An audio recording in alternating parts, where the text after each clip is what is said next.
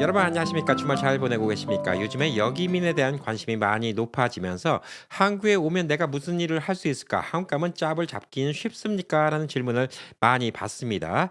자, 우선 가장 간단하게 말씀드리면 여러분이 50대 이상 넘어서 한국에 와서 짭을 잡기가 쉬울까요? 예, 그거는 뭐 별로 쉽다고 생각은 안 합니다. 한국에 계신 분들도 요즘에 일자리 잡기가 그렇게 쉽지는 않아요. 물론 아무 일이나 한다 그러면 진짜 뭐 소일거리다. 나는 얼마 받아도 상관이 없다. 그러면 할 일들은 있겠지만 사실상 현타가 온다고죠. 예. 미국에서 내가 얼마 벌었는데 한국 와서 시간당 이 돈 받고 일하냐. 이런 생각이 들면 한국에서 일할 생각이 별로 안 들 것 같습니다.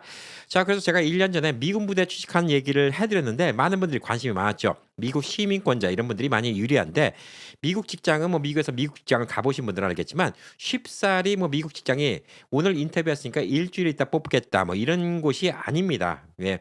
이곳에 평택에 있는 미군 기지라든가 혹은 다른 곳에 있는 미군 기지에 취직을 하려면 적어도 1 년은 준비하셔야 되지 않을까라고 생각합니다. 또 그만큼 많은 인맥도 필요하고요. 또 계속 지속적인 또 어플라이도 필요하고 또 짭에 필요한 여러 가지 기술 같은 것도 계속 준비하는 게 좋지 않을까라고 생각을 합니다.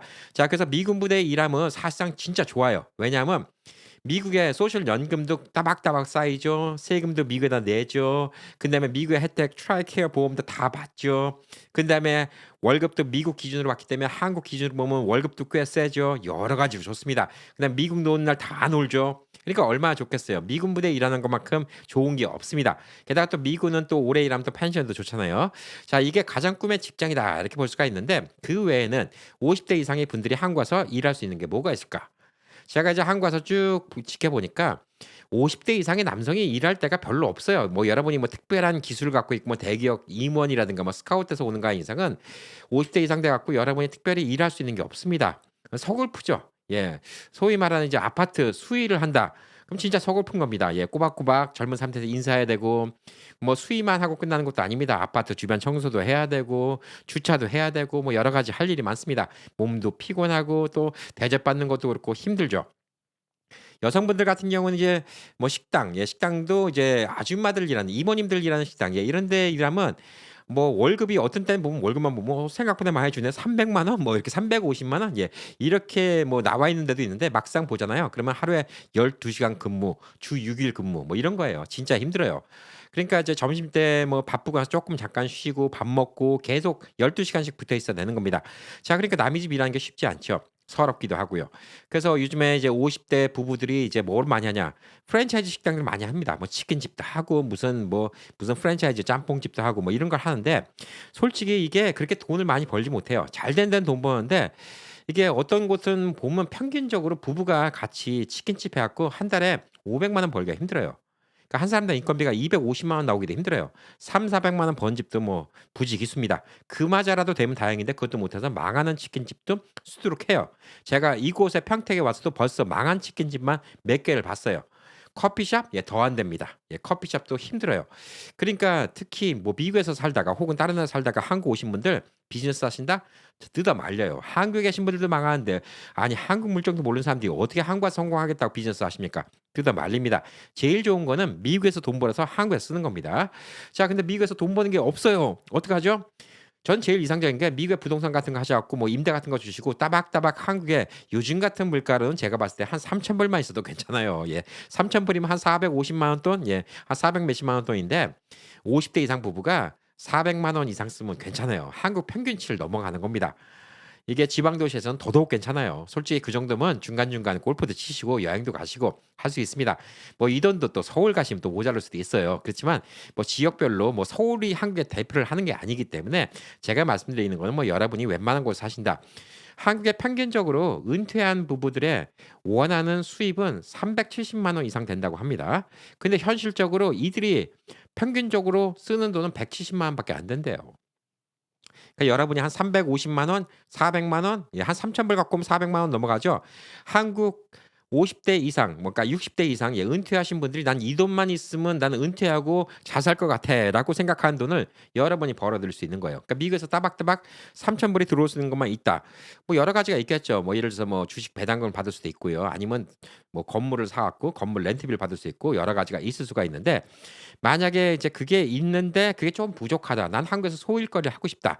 그리고 나는 한국에서 좀 돈을 벌고 싶다.' 뭐 이런 생각을 하신 분들 제가 몇 주 전에 한번 영상을 올려드린 적이 있습니다. 한국에서 할 수 있는 여러분의 비즈니스 아이디어 몇 가지를 올려드렸는데 자 오늘은 국가 자격증에 대한 이야기입니다. 자 국가 자격증 너무 거창한 거 아니야? 예. 제가 이 국가 자격증에 관심을 갖게 된 것은 예 우리 우행 식구분이 이 라이선스를 따셨어요. 예 따시고 '아 이런 것도 있구나.' 그리고 또 하나 놀란 게 있습니다. 예 한국은 이런 일을 할 때도 자격증이 없으면 불법이구나. 예 또 놀란 게 두 가지가 있습니다. 자 오늘 그 국가 자격증에 대해서 이야기를 해 보도록 하겠습니다. 뭐든지 기술이 있으면 돈을 벌어요. 예전에 우리 부모님이 말씀하셨죠. 예 돈 벌려면 기술 배우라고. 예 뭐든지 기술이 있으면 돈을 법니다. 근데 이 국가 자격증이 해외에서 살다 오신 분들한테 진짜 유리한 자격증이에요. 진짜 유리합니다. 그래서 오늘 말씀드린 겁니다. 자, 이 국가 자격증이란 건 뭐냐? 관광 통역 안내사라는 겁니다. 관광 통역 안내사 자격증을 오늘 설명드릴 겁니다.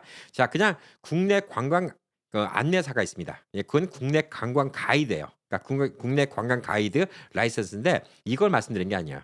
관광 통역 안내사를 말씀드리는 겁니다. 관광 통역, 통역이 들어왔죠? 예. 차이점은 뭘까요? 예. 외국어를 할 줄 알아야 돼요. 외국어를 할 줄 알아야지 이 라이선스를 받을 수가 있습니다. 국가 라이선스예요. 이게 뭐 어디 협회에서 나온 것도 아니고 국가 라이선스입니다. 한국 큐넷이라고 국가 라이선스, 국가 이제 좀 허가증 같은 거, 예, 이거 발행하는 데서 발행해 주는 겁니다. 그래서 국가 공인입니다. 뭔가 그럴싸하죠.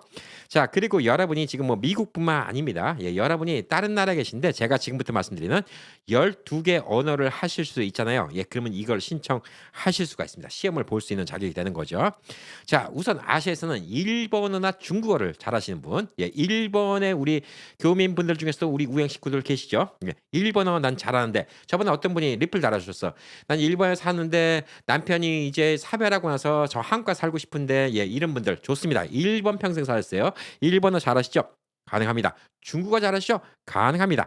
자, 그리고 동남아시아 언어에서는 태국어, 예, 사와디캅, 예, 태국어, 그다음에 베트남어, 예, 신짜오, 예, 베트남어를 하실 수 있다든가 아니면 말레이 인도네시아어 이게 마이너라고 합니다. 한국에서 마이너 줄여서 마이너라고 하는데 말레이시아하고 인도네시아는 말이 완전 똑같진 않지만 예.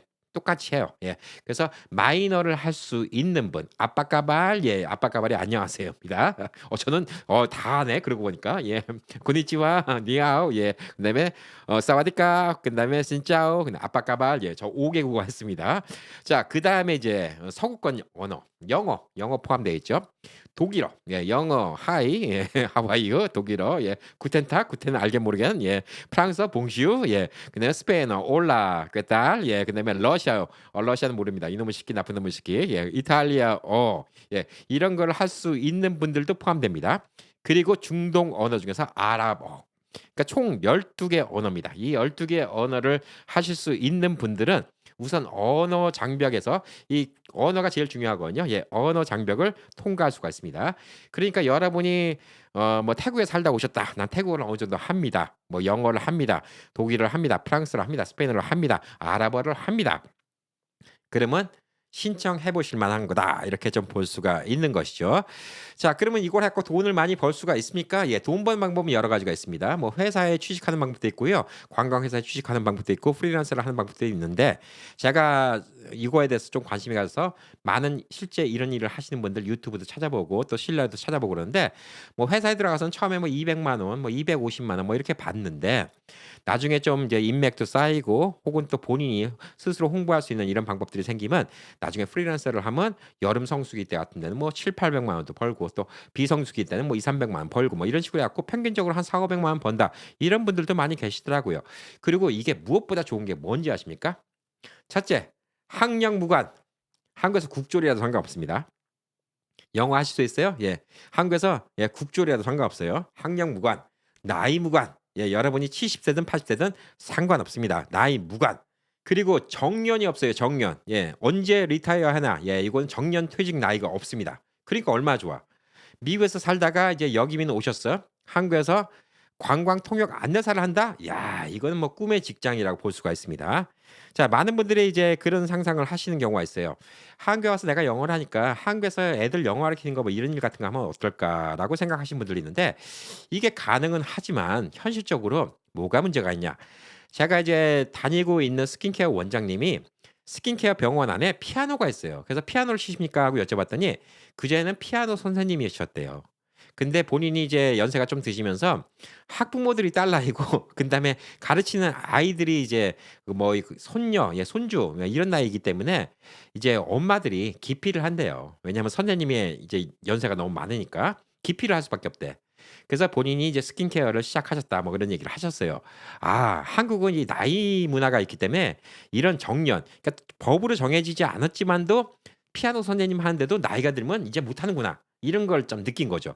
근데 외국인 상대로 관광 가이드 하는 거예요. 그러면 이건 나이가 들었다고도 꼭 문제가 안 돼요.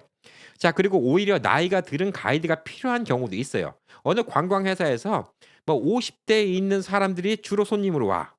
근데 거기다 20대 가이드 넣느니 차라리 50대 60대 가이드가 거기에 있는 게 오히려 더 그들과 잘 어울리고 그다음에 이질감도 없고 그래서 더 선호할 수도 있다는 거예요. 그리고 본인이 또 프리랜서를 하면 프리랜서 할 때 외국인들이 뭐 나이 따지나? 안 따지잖아요. 그래서 이게 정년이 없다는 거예요.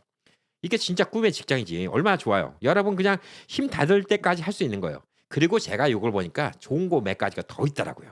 뭐가 있냐? 자 이건 어떤 분들은 좋고 어떤 분들은 싫을 수도 있어요. 역마살 끼신 분, 다니는 거 좋아하신다. 예, 바깥에 액티비티 좋아하신다. 최고의 직장이지. 사람 만나는 거 좋아하신다. 최고의 직장이죠. 자, 그리고 나서 외국인들 만나서 내 언어 실력도 계속 까먹지 않고 놔두고 싶다. 그런 분들한테 최고입니다. 그리고 무엇보다 뭐가 좋을까요? 예. 바깥에서 많이 걸어 다녀야 되기 때문에 건강에 최고라고 볼 수가 있습니다. 뭐 건강이 '나는 관절염 때문에 못 하겠어.' 뭐 그런 분들은 예 어쩔 수가 없어요. 그렇지만 본인이 우선 이런 자격 조건이 있는지 보셔야 됩니다. 자 그러니까 아까 말한 12 가지 언어 있죠. 다시 한번 쭉 훑어 드릴게요, 12 가지 언어. 자 일본어, 중국어, 태국어, 베트남어, 말레이시아, 인도네시아 마이너입니다. 영어, 독일어, 프랑스어, 스페인어, 러시아어, 이탈리아어, 그다음에 아랍어. 이렇게 하시는 분들 중에서 건강하시고 사람 만나는 거 좋아하시고 바깥에 나가는 액티비티 좋아하시고 역마살 있으시고 이런 분들은 뭐 최고의 직장 아닌가 예 이렇게 좀 생각합니다. 자 그래서 이런 라이선스를 따려면 이게 라이선스 직종이라 했죠. 예 국가 라이선스입니다. 예 국가 라이선스라서 관광 통역 안내사입니다. 우리 우행 식구분 중에서는 이 "공부를 어떻게 하셨냐?"라고 여쭤봤더니 책을 사서 읽어서 공부를 하셨다고 합니다. 예 시험을 봐야 됩니다. 책을 사서 공부를 하셨다고 하는데 본인 책만 갖고 공부를 하셨다고 합니다. 근데 또 학원도 있다고 합니다. 학원도 한 30만 원에서 50만 원 정도면 이제 학원을 다닌 경우도 있고 이 시험은 그렇게 많이 있잖아요. 평균적으로 1 년에 한 번밖에 없습니다, 시험이. 1 년에 한 번밖에 없기 때문에 예 올해는 쪼끔밖에 안 남았습니다. 예 7월 중순부터 말 사이에 지금 접수를 받습니다. 그리고 필기 시험은 이제 9월 달 초에 필기 시험을 봅니다. 그리고 이제 필기 시험 합격자 발표가 나오고요, 10월 달. 그다음에 면접 시험은 10월 중순부터 10월 말 사이에 필기 합격하신 분들 상대로 면접 시험을 봅니다. 그럼 면접 시험일은 이제 2025년 11월 중순쯤에 나오고요. 최종 합격자는 올해 12월 달쯤 나옵니다. 자 그래서 지금 시작하시면 쪼끔 타이트할 수 있어요. 제가 다른 분들 유튜브 실제 경험담 얘기 들어보니까 짧게는 석 달, 길게는 한 7달 정도 공부하셨다. 그러기 때문에 이게 가능할 수도 있어요. 지금 접수를 하죠. 이제 지금부터 공부를 시작합니다. 6월 달입니다. 공부하시고 접수하시고 필기 시험이 9월 달이에요. 9월 달까지 공부하시는 거죠. 석 달 동안 열심히 책 위주로 공부를 하시는 겁니다.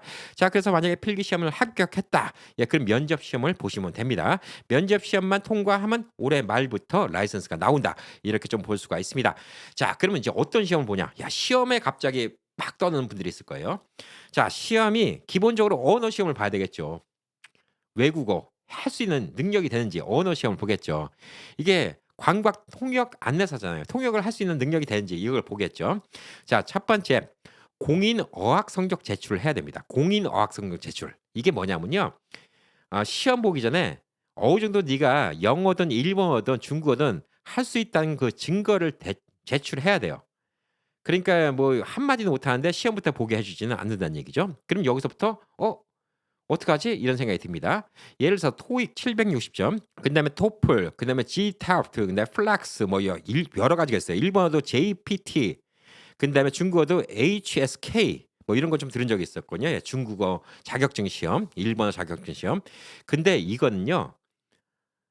우리 같은 미국에서 살던 사람 예 혹은 다른 나라에 있던 사람들이 토플 보잖아요. 못 봐요. 영어 잘하는 거랑 토플 보는 거랑은 아주 달라요. 저도 한 몇십 년 전에 궁금해서 한국 토플 시험을 본 적이 있는데 진짜 이건 뭔 말인지 모르겠어. 토플 시험을 못 봐요. 토플 시험 공부가 다릅니다. 그래서 야 여기서부터 그럼 그렇지. 이게 뭐 공부 안 한 사람 뭐 암만 초등학교만 졸업해도 뭐 해도 된다고 하지만 이거 아무나 주겠어? 이렇게 낙담할 필요가 없습니다. 외국인의 경우에 한국어 시험만 보면 됩니다. 이게 여러분이 좋은 거예요.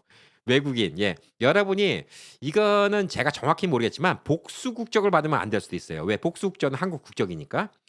그런데 여러분이 F4로 한국에 있다든가 F4 취업할 수 있죠. F5로 한국에 있다든가. 이런 분들은 취업을 할 수 있는 외국인 신분입니다. 여러분은 F4 비자로 있다 하더라도 한국인이 아니라 외국인이고요.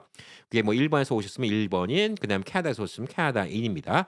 그리고 F5 비자도 또 여러분이 F5 비자도 영주권 비자이기 때문에 국적을 안 주는 거예요. 그러니까 여러분은 외국인이죠.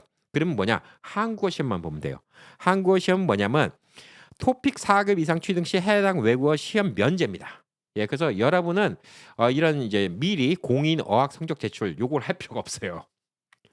이게 우선 면제가 됩니다. 그래서 여러분은 필기 시험만 보면 되는 거예요. 그래서 제가 처음에 말씀드린 거죠. 외국에 살다 오신 분들이 혜택을 받을 수 있는 이 시험입니다라고 얘기하는 게 뭐겠습니까? 이겁니다. 여러분 토플 보실 필요 없어요. 토익 보실 필요 없어요. 뭐 HSK 중국어 뭐 이런 시험 볼 필요 없습니다. JPT 이런 거 볼 필요 없어요. 여러분은 그냥 외국인 자격으로 합니다. 그래서 실질적으로 외국인들이 한국에 하냐? 이걸 봤더니 외국인들 중에서 우즈베키스탄에서 온 사람이 러시아 말을 하죠. 거긴 러시아 말 쓰니까. 러시아어를 하는데 한국말을 잘하니까 한국말 잘한 거 시험을 갖고 이 사람이 이렇게 관광 통역 안내사 자격증을 딴 사람도 있습니다. 그리고 아까 말씀드렸듯이 우리 우행 식구분 중에서도 요거를 따신 분이 실제로 있습니다. 자, 그렇기 때문에 공인 어학 성적 제출 이거 면제된다는 거. 이게 진짜 쉽다. 이렇게 볼 수가 있고요. 그다음에 이제 필기 시험을 봐야 되는데 이 필기 시험을 학원 가서 배울 수도 있고요. 책으로 공부할 수도 있다고 합니다. 책도 쿠팡 같은 데 뒤져 갖고 관광 통역 안내사라고 나오면 책이 한 4-5권 이상 나오더라고요. 그래서 그 책 갖고 직접 공부를 하시면 됩니다. 근데 시험은 뭘 보냐? 총 4과목을 봅니다. 4과목이 뭐냐? 국사. 외국인들한테 한국을 알려줘야 되는데 당연히 국사를 알아야지. 국사. 그다음에 관광 자원 해설.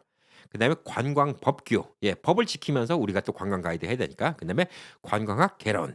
이 4가지 시험을 보는데 여기서 비중이 제일 높은 게 뭐냐? 국사입니다. 국사가 40%예요. 총 점수의 40%인데 이제 한국사에 대한 전반적인 지식 평가를 합니다. 선사 시대 때부터 근현대사까지 출제 범위가 매우 넓고 특히 문화유산과 관련된 문제 비중이 높다고 합니다. 저도 이제 공부는 안 해봤으니까 무슨 내용인지 몰라요. 그러니까 뭐 단군 할아버지 때 얘기부터 근대사까지 다 나오겠죠.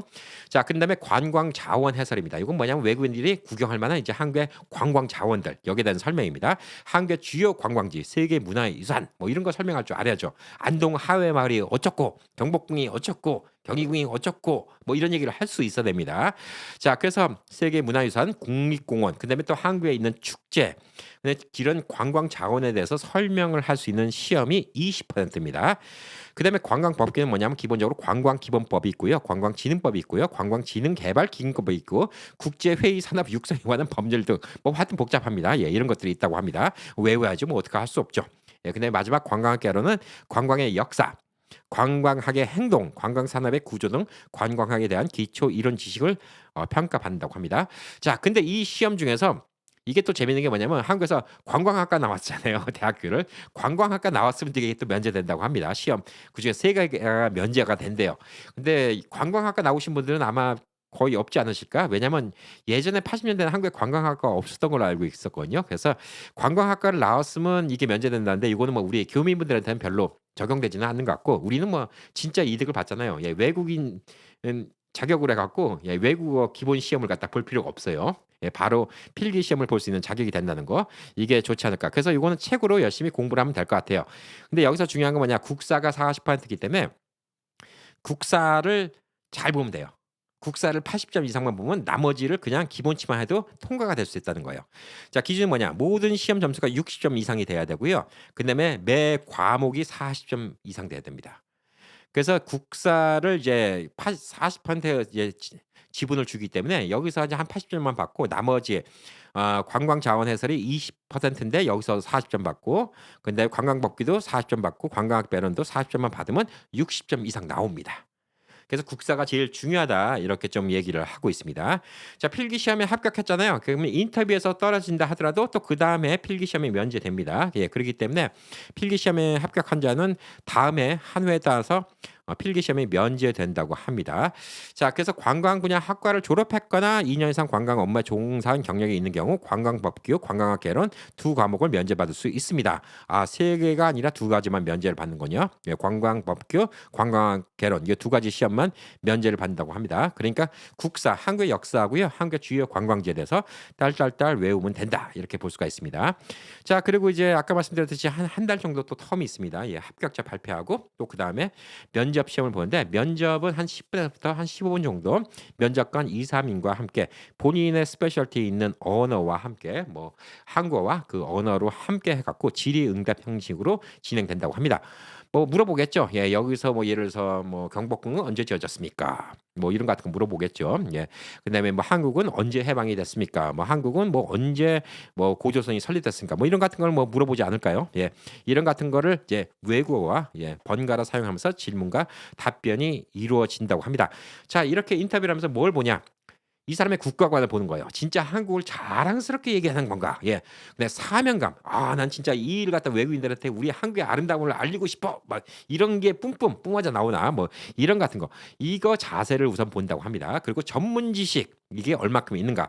이런 또 전문 지식을 갖다 얼마나 응용해서 얘기를 잘하는가 이런 걸 보고요. 예의나 품행, 성실성, 품행 이런 같은 걸 또 볼 수밖에 없습니다. 외국인들한테 곧 한국의 얼굴이 되는 분들이기 때문에 당연히 이런 걸 볼 수밖에 없습니다. 자 그리고 이제 대화를 할 때 이제 정확성 그다음에 논리성이 있어야 된다고 합니다. 자 그래서 이런 내용들을 갖다가 주로 보고요. 주요 질문 내용들은 우선 본인을 소개해 달라 이렇게 얘기를 하겠죠. 본인 소개를 하고 왜 지원을 했는지. 그래서 한국말로 하고 외국어 본인이 이제 스페셜리 했던 외국어로 얘기를 해야 된다고 합니다. 자 그리고 이제 한국의 문화유산을 또 설명하라고 합니다. 경복궁, 불국사, 석굴암, 창덕궁, 수원 화성 등 주요 유적지에 대한 역사적 배경, 건축 양식, 가치 등을 외국어로 설명을 해야 된다고 합니다. 자 그리고 또 한국 문화도 소개해야 됩니다. 김치, 한복, 온돌, 케이팝, 한류 드라마까지 있네. 이 BTS 소개도 해야 되나 봐요. 예. 이런 같은 거를 외국인한테 소개하는 거. 이런 것도 좀 봐야 되고요. 시사 및 돌발 상황 질문도 있다고 합니다. 독도 동해 표기 문제에 대해서 어떻게 설명을 하겠는가? 외국인들이 이게 왜 타케시마가 아니고 독도인가? 이게 왜 Sea of Japan이 아니라 이스트 Sea인가? 여기에 대해서 어떻게 설명해야 되는가? 여기에 대한 얘기도 필요하고요. 여행 중 관광객이 여권을 잃어버렸다면 어떻게 대처를 해 주고 어떻게 도와줄 것인가? 뭐 이런 것도 물어본다고 합니다. 그래서 이것도 총 점수를 매겨서 심사관들이 60점 이상을 주면 합격을 한다고 이렇게 좀 알려졌습니다. 제가 웹사이트 주소는 밑에다 적어 놓겠습니다. 주소는 qnet.or.kr인데 q하고 dash q-net.or.kr qnet 홈페이지 가면 거기에 모든 국가고시가 다 나오는데 거기서 관광 통역 안내사 요걸 보시면 우선 올해 스케줄을 정확히 알려드릴게요. 원서 접수는요. 2025년 7월 7일부터 2025년 7월 11일 사이에 원서 접수를 합니다. 서류 제출 기간은 2025년 6월 30일부터 2025년 7월 11일까지 가능하고요. 시험 일정은 언제냐면 2025년 9월 6일부터 2025년 9월 6일 당일치기입니다. 하루 시험이고요. 가다반 발표 기간은 9월 6일부터 12일까지 나오고요. 의견 제시 기간은 9월 6일부터 12일까지입니다. 자, 그러기 때문에 지금부터 공부 시작하시면 9월 달까지 공부해 갖고 통과하실 수 있습니다. 합격자 발표는 2025년 10월 22일부터 12월 20일 사이입니다. 자, 이게 당시에 이제 시험 합격 그다음에 면접. 면접은 또 다른 스케줄이 있다고 합니다. 자, 그랬고 이렇게 시험을 보시고 나시면 요거는 이제 국가 공인 자격증입니다. 국가 공인 자격증이고 제가 또 놀란 것 중에 하나는 미국 같으면 이런 가이드 하는데 라이선스가 필요할까? 그런데 한국은 이 라이선스가 없이 가이드를 하는 거 불법이라고 합니다. 본인이 프리랜서라도 불법이라고 합니다. 걸리면 문제가 있다고 합니다. 그러기 때문에 처음에는 이제 뭐 관광 회사라든가 혹은 뭐 이제 어떤 경복궁이라든가 창덕궁 혹은 또 지역 자치 뭐 명동 혹은 동대문 앞에 이런 데서 이제 사람들 도와주는 일을 같은 걸 할 수 있겠지만 나중에 이제 본인이 어떤 다른 루트가 생기고 또 아는 단골 손님이 생기고 그러면 본인이 직접적으로 홍보를 해서 외국인들 관광객들을 유치해서 프라이빗 투어를 할 수도 있고요. 예, 이럴 때도 라이선스가 필요합니다. 이런 것들을 이용해서 본인이 돈을 벌면 더 많이 벌 수도 있기 때문에 지금 뭐 프리랜서로 일하시는 분들도 한 달에 500-600만 원 버신다. 이런 분들도 유튜브에 뭐 많이 봤고요. 근데 심지어 이제 개인이 해 갖고 한 달에 한 1,000만 원 이상 번다. 이런 분들도 있는데 뭐 이거는 뭐 특별한 케이스니까. 근데 첫 술에 배부를 수는 없다. 그래서 처음에 뭐 라이선스 따자마자 한 1-2년 정도는 이제 다른 데 가서 좀 경험도 익히고 사람들도 인맥도 만들고 뭐 이렇게 일한다 생각하시면 한 달에 뭐 한 200만 원, 250만 원 뭐 이렇게 받고 일하지 않을까 이렇게 좀 보여집니다. 이 필기와 면접 시험료는 예 2만 원밖에 안 한다고 합니다. 예 2만 원밖에 안 하고요. 나중에 합격되면 자격증 발급비가 한 8-9천 원 정도 한다고 합니다. 예 이거 얼마 안 하네요. 예. 한국이 참 이런 건 싸. 예. 그래서 3만 원도 안 들어가요. 예. 학원비가 좀 들어갈 수가 있겠죠. 예. 학원비가 있는데 학원비를 갖다가 완전 처음부터 끝까지 가르쳐 주는 거. 예. 종합반 필기서부터 면접 준비까지 다 해 주는 거. 예. 이거는 한 2-3개월 이렇게 공부하는데 한 150만 원부터 200만 원 정도가 되고요. 필기 시험만 준비하는 거 한 80만 원서부터 한 100만 원 정도. 그다음에 면접 시험만 준비하는 거 한 60만 원서부터 80만 원 정도 이렇게 하고 있고요. 온라인 강의도 있습니다. 온라인 강의는 이제 한 40만 원서부터 한 80만 원 정도 온라인 강의로 하는 경우도 있습니다. 지방에 계신 분들은 이제 서울까지 와서 못 배우니까 이렇게 온라인으로 배우는 분들이 있고요. 책을 사서 직접 공부하신 분이 있는데 예 이게 얼마나 어려운지 모르겠습니다. 근데 저희 위에 가족분 중에서는 책을 사 갖고 예 혼자 독학하셔 갖고 붙었다는 분이 있습니다. 예 그러니까 뭐 희망을 가지시기 바랍니다. 우선 저 같으면 책을 한번 사볼 것 같아요. 웬만하면 안 하니까. 책을 한번 사 보고 책을 보고 내가 혼자서 못 하겠다 싶으면 이제 학원을 등록하시면 좋을 것 같고요. 그다음에 책을 사 갖고 내가 한번 해볼 만한데 그러면 한번 도전해 보시면 좋지 않을까.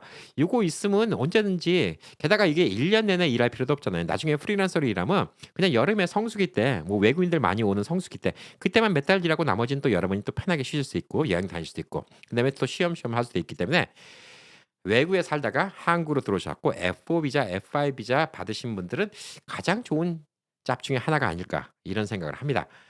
복수 국적자가 아까 말한 것처럼 그 시험이 면제되는지 모르겠어요. 근데 분명히 명시된 거는 외국인이라고 적혀 있거든요. 그러니까 복수 국적자는 외국인으로 인정을 안 해줍니다. 왜냐하면 국적 불이행 서약서를 하기 때문에 한국에서는 이제 한국 국적으로 되어 있기 때문에 그분들은 토익 같은 거나 뭐 이런 시험을 보라고 해야 될까? 예 모르겠어요. 그거는 100% 확실한데 적어도 F4, F5 받은 분들은 시험 면제되고 한다는 거. 그다음에 제가 또 유튜브 같은 거를 몇 개 뒤져본 결과 실제 외국인들이 한국어를 어느 정도 하면 한국어 시험을 보고 실질적으로 이제 한국에서 이렇게 국가 공인 자격인 관광 통역사 안내사로 예 관광 통역 안내사로 일을 하는 분들이 있다는 거를 알았습니다. 자 그래서 뭐 또 좋은 직장이 있고 또 좋은 기회가 있으면 또 언제든지 또 제가 이렇게 리서치를 해서 여러분께 알려드리고요. 저도 꽤 관심이 갑니다. 그래서 한번 따놓으면 나쁠 것 같지는 않아요. 예, 그래서 따놓을까? 예, 이런 좀 생각을 좀 해보고 있습니다. 자, 오늘 또 내용이 좋았다. 그러면 또 예, 구독 안 하신 분들은 구독하시고요. 구독하신 분들 구독 누르시면 또 문제 됩니다. 그리고 여기민 생각하시고 또 이런 정보 필요하신 분들이 있으면 주변에 많이 많이 알려주세요. 예, 그래서 다른 분들도 구독할 수 있게 해주시고요. 좋아요는 영상 보기 전부터 누르시는 거 아시죠? 예, 싫어요 누르면 안 됩니다. 예, 좋아요 눌러갖고 많은 분들 볼 수 있게 도와주시고 여러분의 댓글이 큰 힘이 됩니다. 자, 오늘도 시청해 주셔서 감사합니다. 파이팅!